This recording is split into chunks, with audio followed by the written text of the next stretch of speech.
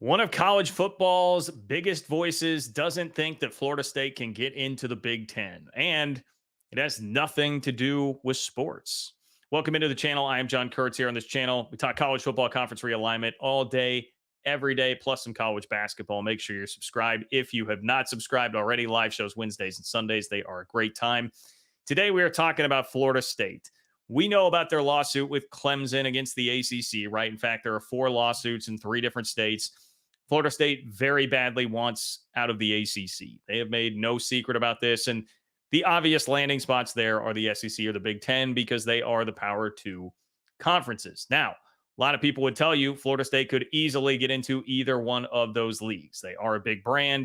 They certainly drive some big TV ratings. They've got great football. There is a lot to like there about Florida State. So, why is one of the most vocal and one of the most widely broadcasted voices in college football saying that Florida State can't get to the Big Ten? Frankly, I think it's a little bit silly and a little bit misguided. I'm not sure where exactly it is coming from. It would honestly appear inevitable at this point that Florida State is going to get out of the ACC.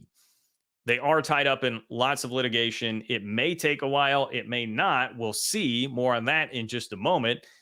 But one way or the other, Florida State has made it very clear that they want out.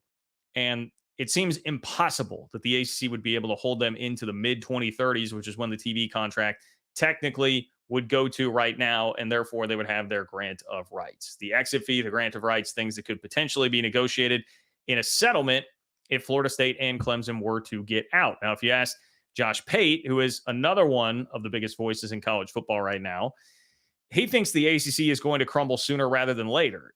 And he put that out last week. You saw videos about that here on the channel. Started with that water rippling GIF. And then in response to somebody said, hey, they're going to do the opposite of expand, they being the ACC. Josh Pate would go on to say he feels like by the time the season kicks off this year, the 2024 season, we could have the big news about what is going to happen with the ACC and ergo Florida State trying to get out. So if it's going to happen this fast, that quickly, like by the time the season starts, we could know about this. Surely Florida State knows about their potential landing spots, right? And that they would have a place. Honestly, the Big Ten seems like the more sensical landing spot in a lot of ways than the SEC. Now, I know you would say geographically, they already have a rival in the league in Florida. Like SEC makes a ton of sense, John, but the SEC is a conference that already has a presence in the state of Florida, right? They don't really need to get into Florida. They have more football firepower than anybody. They have tons of brands. Is that really, it seems almost gratuitous to go add Florida State. And you do want this to be something that would be additive to your TV contract. Does Florida State accomplish that? Meanwhile, if you look at the Big Ten, they are not a contiguous conference where geography plays a huge role anymore. They're basically going from coast to coast. This would help extend them coast to coast to get all the way down into Florida. It's a major, massive state that they are not a part of right now. It would make all the sense in the world for the Big Ten to want to get into the state of Florida. And it continues this path that they're on. So I don't understand why the Big Ten would have any sort of real hang up here. But the one thing that I have not mentioned so far is something that we don't talk about very much anymore in conference realignment, and that is academics. Okay. Last time we did a big conference realignment roundup, and I'm talking like last time is in the last time we had a big wave of it. I'm not going to, this wave starts with Texas and Oklahoma, right? The last big wave was the Big 12 getting rated back in 2010, 2011. And the last time that happened, we did hear a little bit more about academics. Nebraska, for instance, went to the Big Ten as an AAU member, a very esteemed, respected group of high universities here in the United States. Nebraska eventually fell out of that, but that was a selling point for Nebraska joining the Big Ten. Apparently, Paul Feinbaum still thinks that that matters. Yes, everybody's favorite, Paul Feinbaum from ESPN, longtime voice of the South, voice of college football in the SEC. He had this to say on his radio show this past week, quote, I'm not convinced that they will want Florida State, and they being the Big Ten. I know Florida State thinks they're heavily in demand, but there are some questions about exactly what they bring to the Big Ten. They don't fit the Big Ten model. The Big Ten, I believe, other than Nebraska, has highly accredited schools, and I don't think Florida State really qualifies for that. This is a better take in 2009 than it is in 2024. Tradition doesn't matter anymore. He is correct. Yes, every Big Ten school is in the AAU, which is what he's talking about, highly accredited schools, basically just an elite club for supposedly elite universities in the country. Nebraska got kicked out in 2011 shortly after they joined the Big Ten, and they are trying to get back in. So it is something that matters to Big Ten schools. But we're at a point where 100 plus years of tradition doesn't matter anymore in college football and conference realignment. The Pac 12 got destroyed.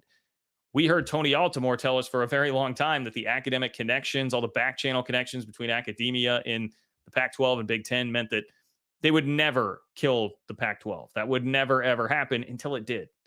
It did. We hear a lot about different schools are going to stay together because they're in the state and the Board of Regents doesn't want to ever let them split up. But now, Oregon State and Oregon, they're split up, or Oklahoma State, Oklahoma, they're split up. We had Texas A&M, Texas, Kansas, Missouri, those rivalries split up. Like, no, this doesn't matter. Nobody, you can say all you want about that, but at the end of the day, what drives it? It's money. It's money. And the Big Ten stands to make a lot of money by this. They have more to gain by adding Florida State here, by getting into Florida. That is something that Fox would have to love. I would think they would be salivating about this. Obviously, the Big Ten's main TV partner there. And by the way, Florida State is not shabby when it comes to academics. This is not adding a junior college to the conference. I would not think it's something that makes anybody in the Big Ten recoil here. Florida State is 53rd in the U.S. World News rankings, which is ahead of multiple Big Ten universities. So no, they're not in the AAU, but Florida State does not have bad academics. I don't know, man. This one does not make much sense at all. I don't know what Feinbaum's angle is here, where he is coming from. Typically, I would attribute it to this is a guy with a lot of heavy SEC bias. Quite obviously, we know that that's his game. That's his thing. But the SEC doesn't really care about academics. This isn't like, oh, we're high and mighty in the SEC. We have the best academics in the world, so I'm going to look down on Florida State for their academics. That doesn't really make any sense, right? Who cares about that in the SEC? I would imagine, like, Paul Feinbaum's not a dumb guy and not an unconnected guy based on how long he's been in this. It's probably coming from somewhere, but I would not think that this is at the end of the day going to fly or be very based in reality when it really comes to Florida State's available. They're a free agent. They're out there, and there's somebody that you can get.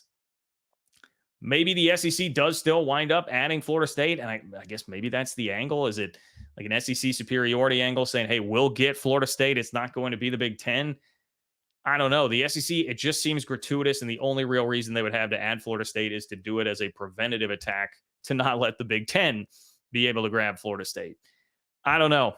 I don't think Florida State has any active Big Ten offer right now. Let me be clear about that, because depending on where you're looking on Twitter, you may see some of that talk. I don't think that's really out there right now, but I do think when push comes to shove, and if Florida State breaks free from the ACC, the Big Ten would certainly be interested. So I don't agree with this take from Paul Feinbaum. Certainly respect the guy in his career, as maddening as he can be sometimes, and the info that he probably has, but I don't think this is very based in reality. Let me know what you think in the comments.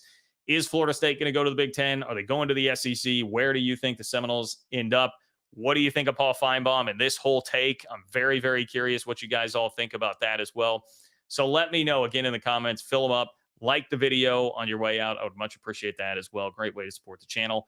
Thank you so much. Take care, and I will talk to you soon.